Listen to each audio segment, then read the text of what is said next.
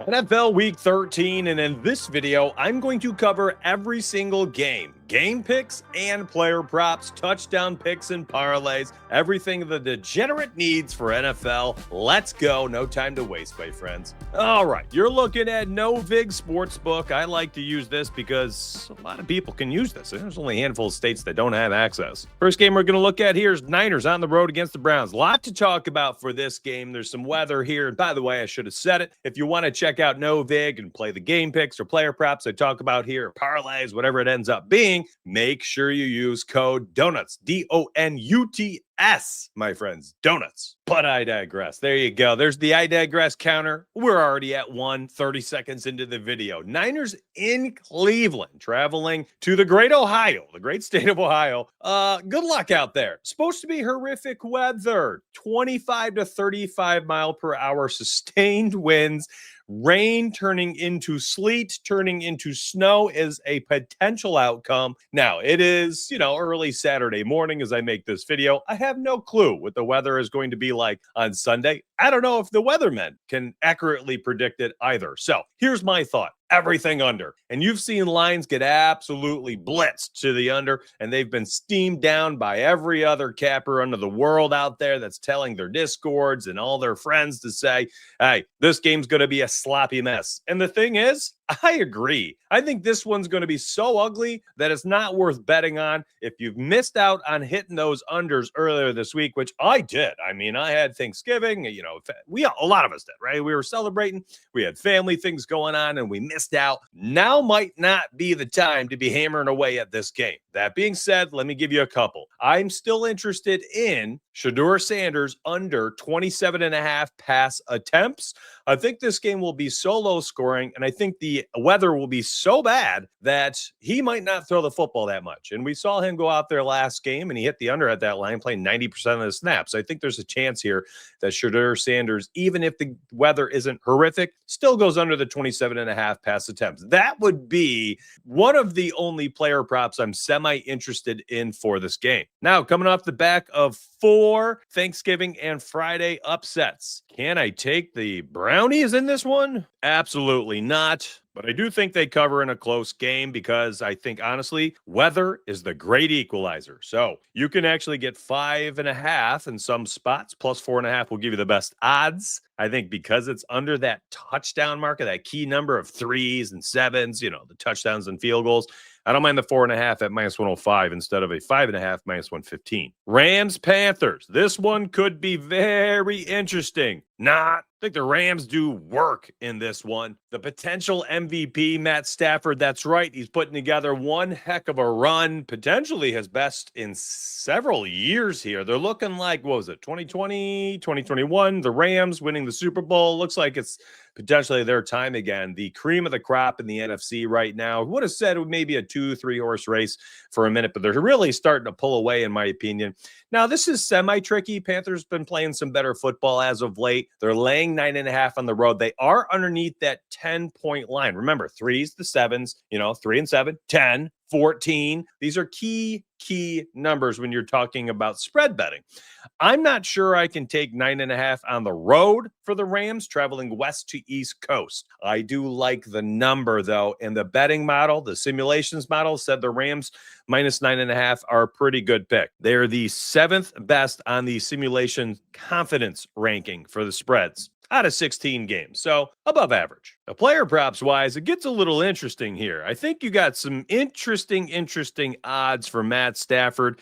I mean, to throw 3 touchdowns in this game, you're almost getting a plus 150 on NoVig. I find that very interesting for the potential MVP. Here's another one. Bryce Young, minus 137 for an interception. He's thrown a pick in 4 of the 5 Panthers losses, and in 2 of their losses, he threw 2 interceptions. Go back to last season, and he struggled in certain games when they had lost by 10 or more. essentially, no matter how you slice it and dice it, whenever Bryce Young is playing comeback football, second half, play from behind, up tempo, throwing the ball 75% of the time, the opposing team can pin their ears back and rush the passer. They know they have to throw, so they're playing to stop the throw, and, well, mistakes occur. And he racks up not just one, but two interceptions often in those game scenarios. Now, you got to mess with filters to be able to do stuff like that and really dig into the deep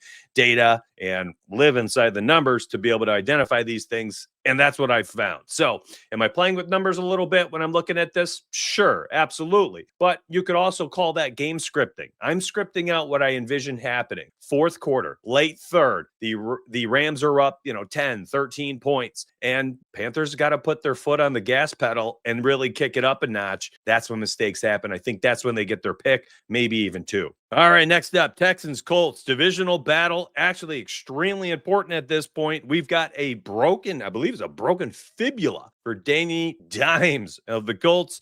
And then the Texans on the other side get CJ Stroud back this week. Put together a couple dubs without him, too. Very, very tricky game, in my opinion. I think the best play in this game might actually be the under 44.5. Now, I do not bet on totals very often. I'm just not a fan of them. They're extremely volatile. A pick six, a punt return, a 80-yard broken coverage touchdown, all of a sudden they hit the over. Well, here's one thing I do like. There's a really key number I personally have always looked for. It's those numbers that hover around that 43.5. If they're above it, I like the unders. If they're below it, I like the overs. It's just a personal thing of mine.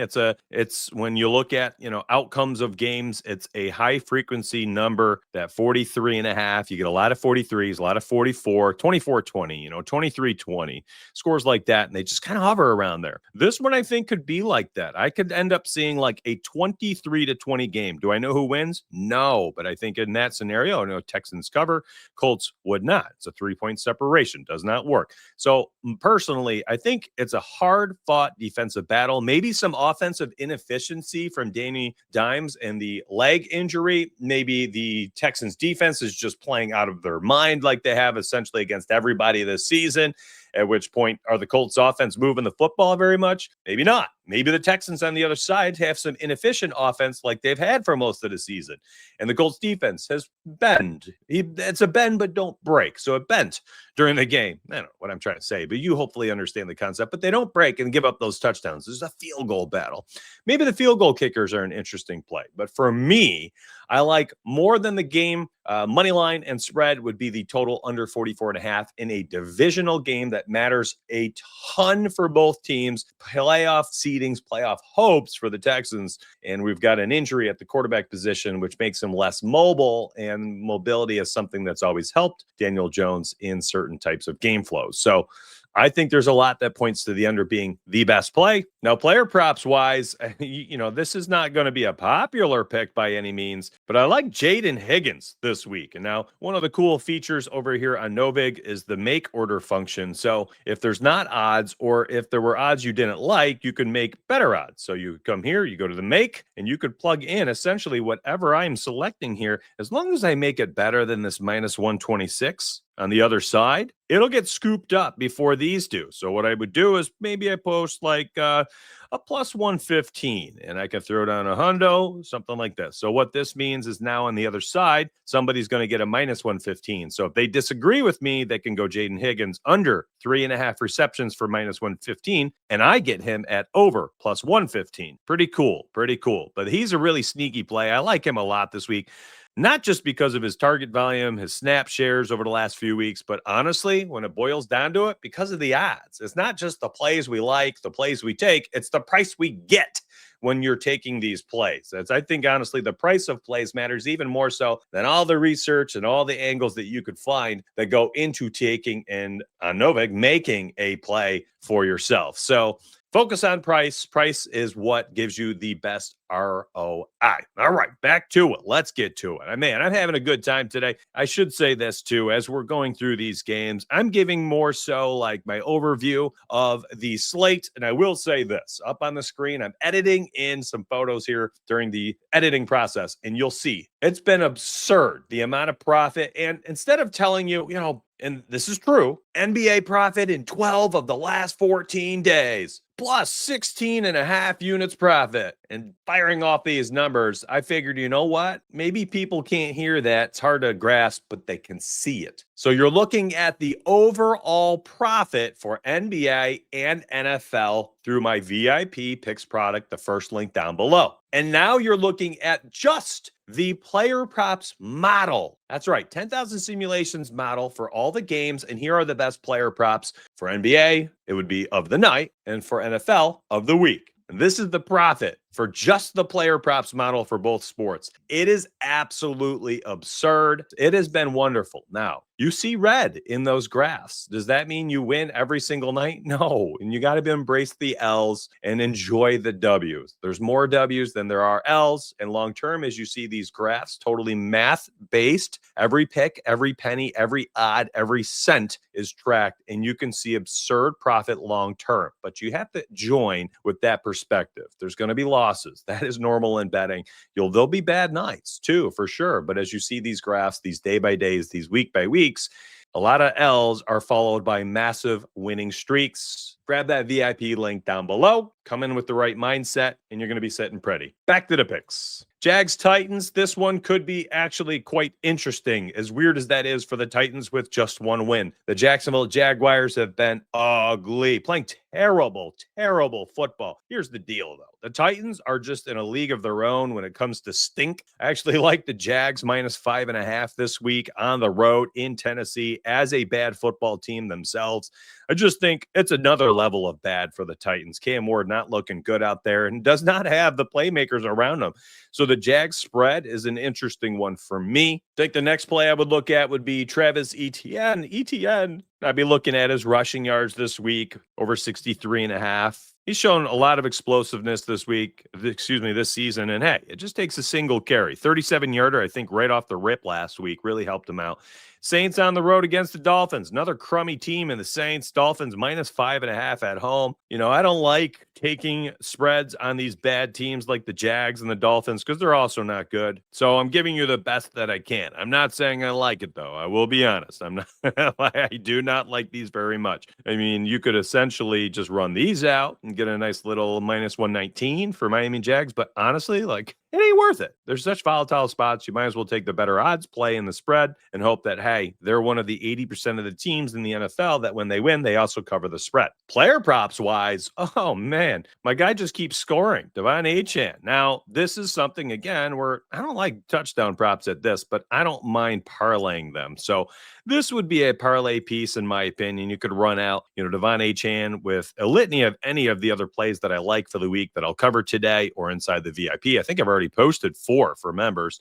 And there you go. You could run out like Miami money line with Devon Achane scores a touchdown, plus 100. There are worse bets I've made in my career. I'm not saying it's a great one, but hey, for the confines of what this video is, 1 pick per game, there you go. Atlanta, and the New York Jets. There are so many horrific games this week and so many great ones. And look at this trio. Jags-Titans, garbage. Saints-Dolphins, garbage. Falcons-Jets, hot garbage. Just wretched football matchups. And then there's a bunch that I love betting on. And we'll talk about another one here. Cardinals-Bucks. That's going to be a great one in my opinion. So let's get through the Falcons and Jets. I actually do like 2 plays in this one. But first, could you do me a huge favor? No, this is not talking about the VIP link that is down below. Ha, wink. See what I did there? Sorry. Do me a huge favor. If you're enjoying the pace of today's video, you're getting some good information, some good insight. I'm helping you make informed decisions on your own after this video ends. Please, by all means, like the video. It's a good way to show me. It tells the YouTube algorithm, hey, this guy's got some good stuff here. Show this to other people. Like it, subscribe, and more than anything, if you take the time out of your day to drop a quick little comment and say, hey, listen, I've been cashing like crazy. Went 6-1 in NBA on Friday night, which we did. Tell the people, you do the best job talking about the VIP experience more than I can, and I don't have to come off as a shill. So thank you for taking the time to drop a comment liking the video, and hopefully sticking around to the end of it. Cardinals on the road. Oh, sorry. Falcons on the road against the Jets. I like the Falcons -2.5. I like their money line. It was better earlier this week. I think we got it at like -130 or so, but now it's moving. Player props wise, I think it's a tricky one this week. Now, Kirk Cousins for 2+ passing touchdowns. This is a guy who used to throw for 30+ annually, at least flirt with it. And you're giving me a +180 against the Jets? Again, sometimes it's not the research behind the plays. It's not how good they look. It's just the odds. You're giving me an NFL quarterback in a game that they could win against a bad team, and you're saying, I'll give you a +180 for 2+ passing touchdowns. I find that to be extremely interesting.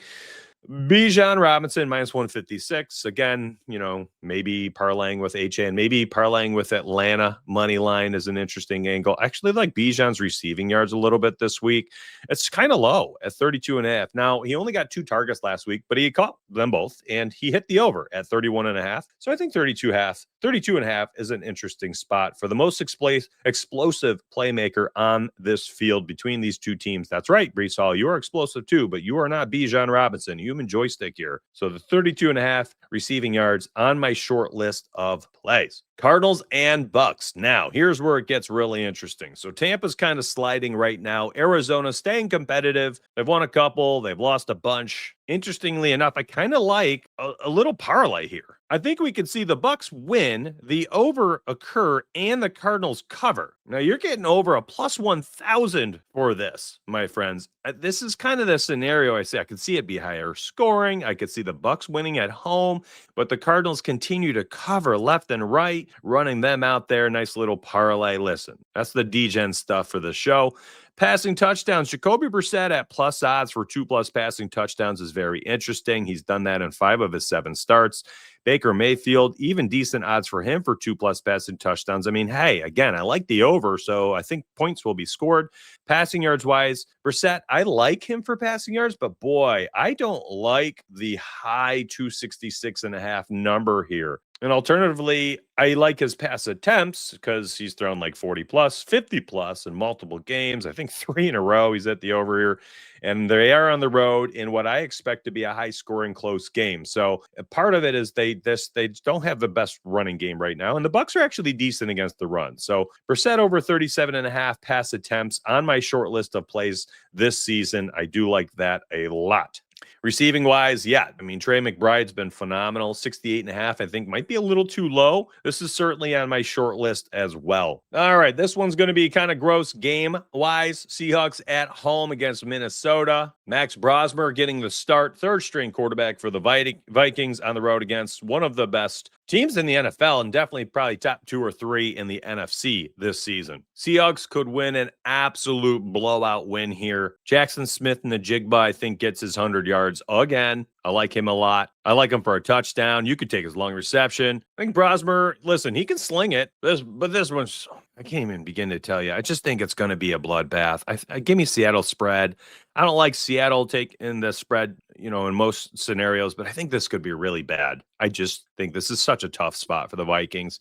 So as much as I hate it, I think I would roll the spread. It's not like you can take a -900, so -11.5, I guess. Moving on, Bills, Steelers. Bills on the road, laying 3.5. I was actually shocked at this one. They're not playing good enough football to be laying 3.5 against the Steelers in Pittsburgh in such a huge game for both teams. Steelers, backs against the wall all of a sudden. They were the cream of the crop in the AFC North, and all of a sudden, they're fighting and clawing to even make the playoffs now. Their back is against the wall. Hall of Fame quarterback Aaron Rodgers under center. Looks like he'll be playing, no problems. Jalen Warren in an interesting spot against this defense and their run game. I should say their rush defense. They cannot stop anybody from running the football. They give up a ton of yards. They give up a lot of long carries. I like Jalen Warren and his rushing yards outright. I like him for rushing attempts at 13.5. Has now moved to 14. I like his longest rush at 13.5. I just think Jalen Warren is in such an amazing spot. Listen, touchdown-wise, it's just, again, every single game, every single week, I'm just going to start putting Josh Allen out there. I've talked about it in a lot of videos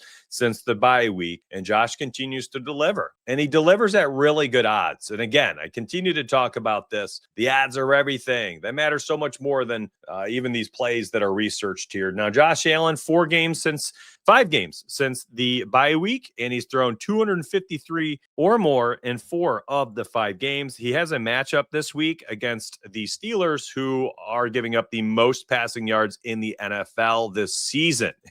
They've been horrific. Now, defense has played better last 3 weeks. They've held all 3 quarterbacks, Herbert, Flacco, and Caleb Williams, to 240 or fewer passing yards. That being said, I think we see Josh continue sling the football. And if there's any week for him and his passing yards, I think this is the one. I like it a lot. If you got to pick between the two, I would go with his passing yards, but I got no problems with a plus 123 for a touchdown pick. Think this one's a really close game, like extremely close, within a touchdown. I also think the Bills have a higher probability of covering, though. So plus 108 for a minus 3.5. I will say this. I am not a huge fan of buying a point. I don't like it. Here's what happens, too. A lot of this happens every time you buy a point. It goes from great odds to slightly uncomfortable odds, but you do get under that key line of 3 points. That field goal, maybe shop around. Maybe you can find it better elsewhere if that's what you want to do. We got a couple other 4 o'clock games. Let's talk about them. Actually, last one, Raiders on the road against the Chargers. This one could be gross too, because Chargers are extremely volatile this season. They've been bad, real bad, but the Raiders are worse. I feel stupid for doing it, and maybe it's a terrible idea. The minus 8.5 for the Chargers, I kind of like it, but truly, I think we probably get a better play here on the total. I think it'll be a little less volatile, but what do I know? These teams are not good. They're just not good. Both teams are under 50% for their, under 40% for their cover rate on spreads this year. Both teams are, they've hit the under on totals.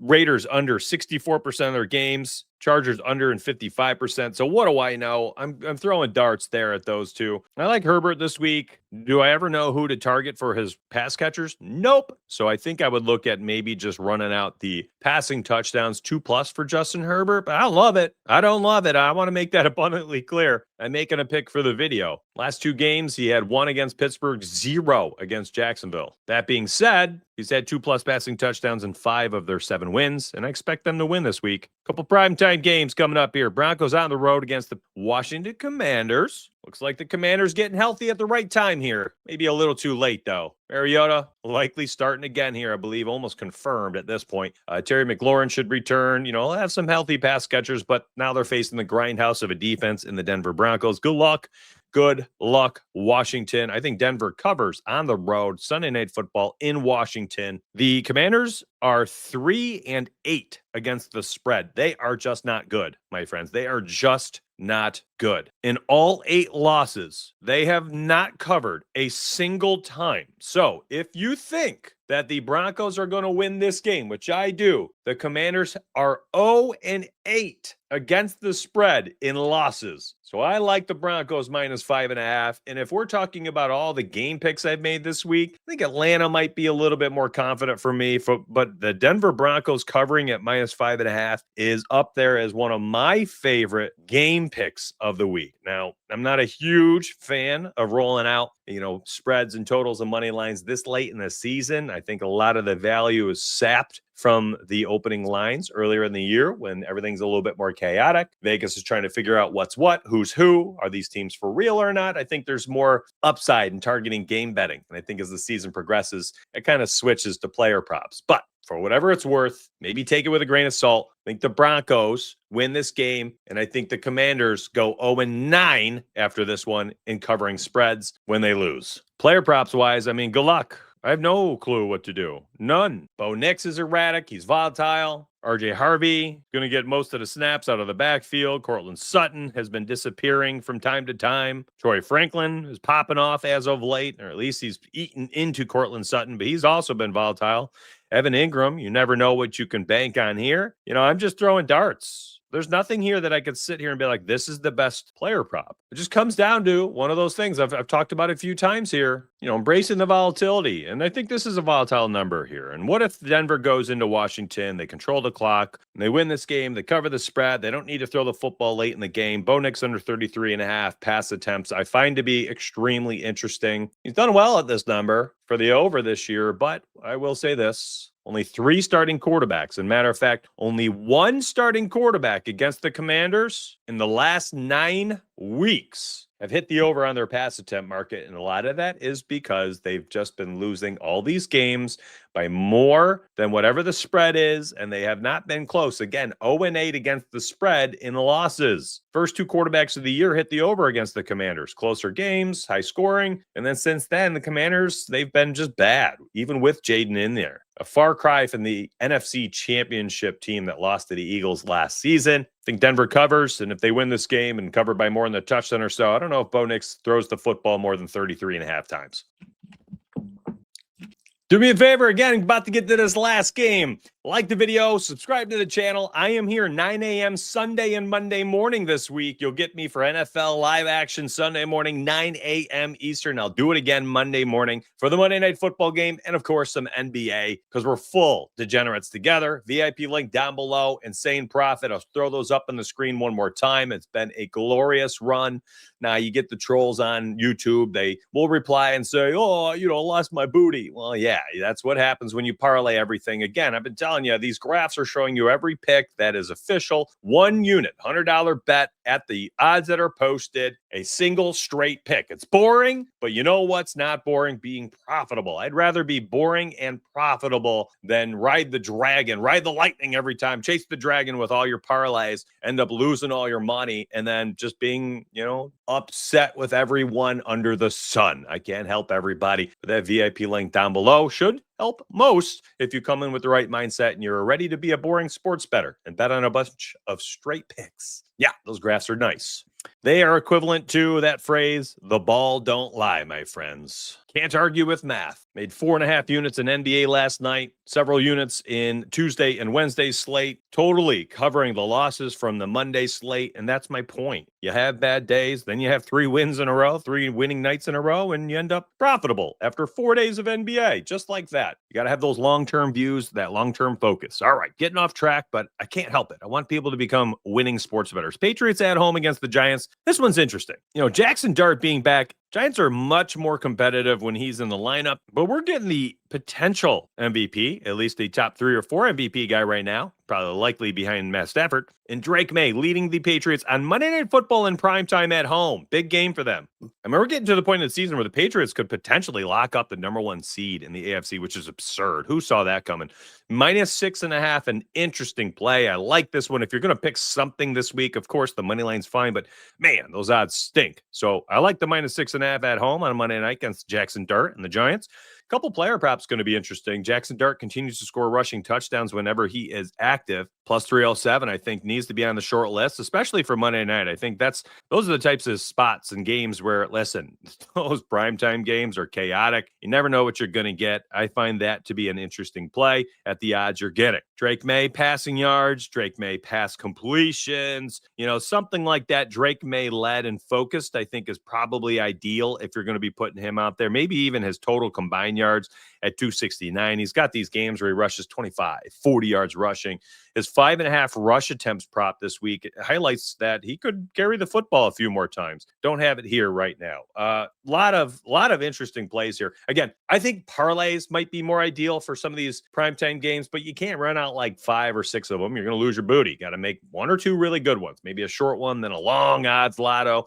You take your half a unit, spread it across the 2. Maybe your long odds one's only getting 1/10 of a unit or something. Try to make money with your other. Do what you want to do. I have no freaking clue. It's early. I'll talk about the Monday Night Football degeneracy on my Monday morning live show. 9 a.m. Eastern, Sunday and Monday. Come back for me. I'll be here for you. There's a good week ahead of NFL. Let's get to it. Let's make some money and let's get paid.